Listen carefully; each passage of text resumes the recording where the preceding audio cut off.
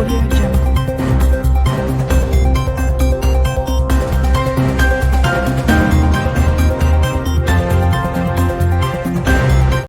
வணக்கம். தமிழன் செய்தி களம்.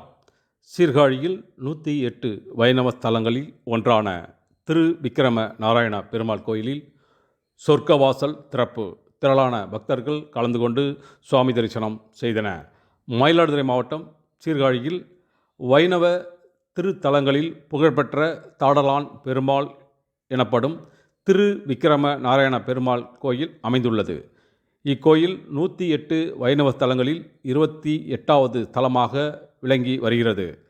இன்று வைகுண்ட ஏகாதசியை முன்னிட்டு அதிகாலை பெருமாளுக்கு திருப்பள்ளி எழுச்சி மற்றும் சிறப்பு திருமஞ்சனம் நடத்தப்பட்டது. தொடர்ந்து இரத்தின அங்கி அலங்காரத்தில் பெருமாள் கோயில் பிரகாரத்தில் எழுந்தருள சிறப்பு பூஜைகள் நடத்தப்பட்டன. தொடர்ந்து சொர்க்க வாசல் என்று அழைக்கப்படும் பரம வாசல் வழியாக பெருமாள் எழுந்தருளினார். அப்போது பக்தர்கள் கோவிந்தா கோவிந்தா என கோஷமிட்டு படி பெருமானை தரிசனம் செய்தன.